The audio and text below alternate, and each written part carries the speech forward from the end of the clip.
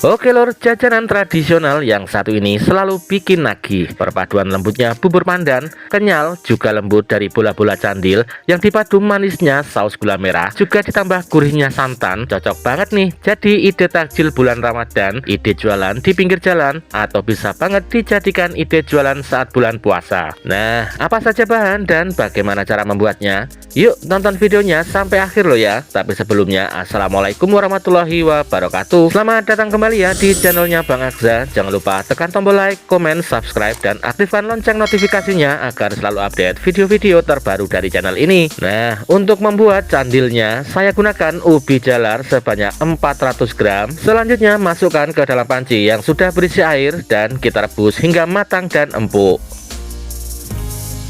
Setelah kita cek ubinya ini sudah benar-benar empuk, kemudian matikan kompor dan tiriskan.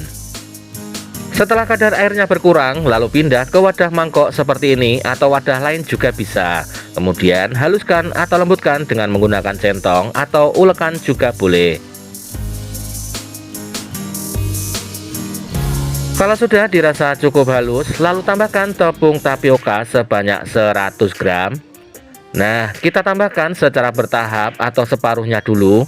Aduk-aduk, udek-udek sampai semua bahan tercampur.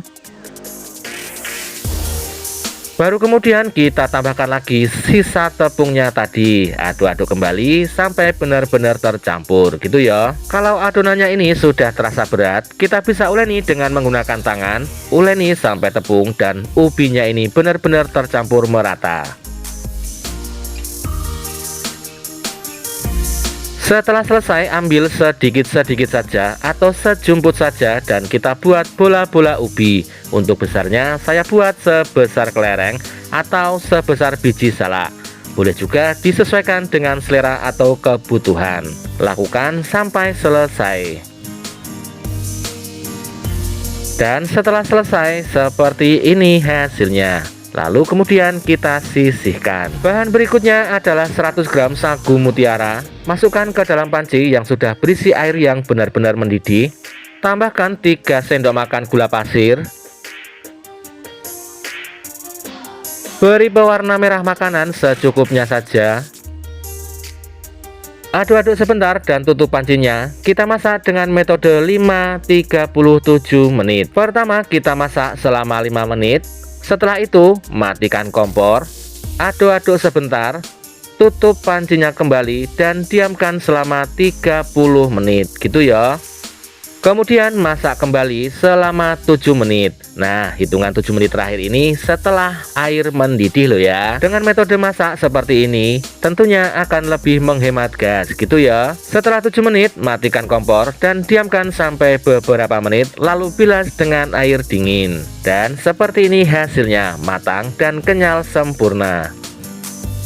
Bahan berikutnya adalah 250 gram gula merah. Masukkan ke dalam panci. Tambahkan 1 liter air, tambahkan 1 lembar daun pandan, ikat simpul, beri juga sedikit garam atau secukupnya saja disesuaikan dengan selera. Masak di api kompor yang sedang cenderung besar agar gulanya lebih cepat hancur dan larut. Aduk-aduk, udek-udek dan masak hingga air mendidih. Setelah dirasa cukup, matikan kompor dan saring agar sisa endapan atau gula yang menggerindil tidak ikut tercampur. Kemudian siapkan panci kembali, masukkan ke dalam panci dengan disaring kembali agar benar-benar bersih, tidak ada kotoran dan sisa ampas gula yang tercampur. Masak kembali di api kompor yang sedang saja, kemudian masukkan bola-bola ubinya ke dalam panci.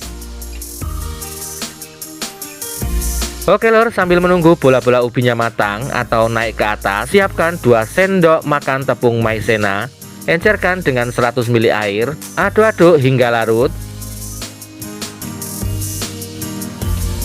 Nah, setelah bola-bola ubinya ini sudah naik ke atas, tuang larutan maizena dan aduk-aduk kembali agar tidak menggumpal gitu ya. Setelah air gulanya ini mendidih dan bola-bola ubinya sudah cukup matang, kemudian matikan kompor dan sisihkan. Bahan berikutnya adalah 5 lembar daun pandan, potong kecil-kecil, masukkan ke dalam blender.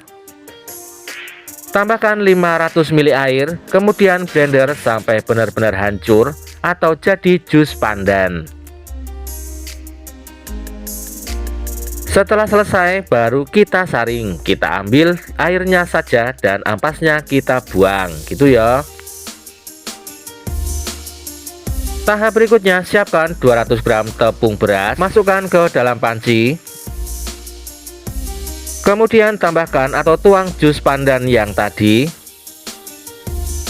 Aduk-aduk hingga semua bahan tercampur. Tambahkan 500 ml santan kelapa atau menggunakan santan instan juga boleh, disesuaikan dengan selera. Beri sedikit garam atau secukupnya saja agar rasanya nanti lebih gurih. Aduk-aduk kembali agar semua bahan benar-benar tercampur. Beri sedikit pewarna hijau agar warnanya lebih terang. Aduk-aduk kembali hingga semua bahan benar-benar tercampur merata.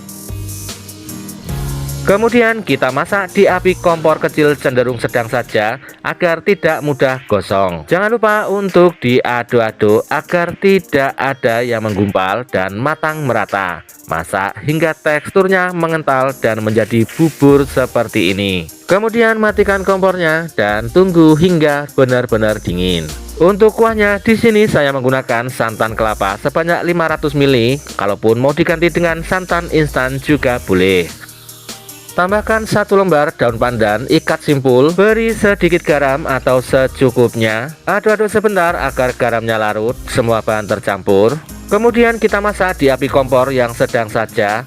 Nah, saat proses memasak santan ini harus terus diaduk-aduk loh ya, agar santannya ini nanti tidak pecah. Setelah santannya ini dirasa cukup mendidih, matikan kompor dan diamkan hingga dingin. Oke lor, setelah itu kita langsung ke cara penyajiannya. Untuk wadahnya saya gunakan tin wol yang ukuran 300 ml. Pertama kita masukkan bubur pandannya ke dalam wadah.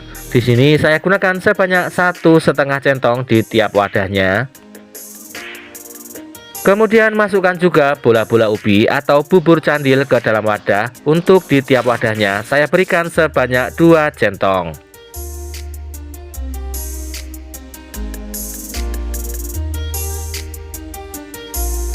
Setelah itu atasnya tambahkan sagu mutiara sebanyak 1 centong penuh di tiap wadahnya. Lalu tambahkan lagi bubur candil atau bola-bola candil secukupnya saja.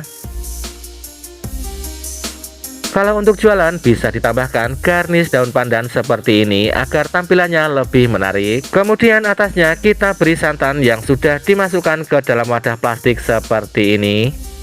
Nah, seperti ini ya lur, tampilannya terlihat cantik sekali. Bubur serindil atau bubur candil ini rasanya enak banget, lembut, manis, dan juga gurih. Pokoknya cocok banget wes untuk takjil buka puasa, ide jualan bulan Ramadan, atau ide jualan di pinggir jalan. Tutup wadahnya dan beri stiker thank you agar jualanmu terlihat lebih menarik gitu ya. Untuk harga jualnya bisa disesuaikan dengan HPP dan harga jual di daerah masing-masing, karena HPP dan harga jual di setiap daerah pastinya berbeda. Selamat mencoba dan semoga bermanfaat. Salam sukses selalu dan see you next video. Wassalamualaikum warahmatullahi wabarakatuh.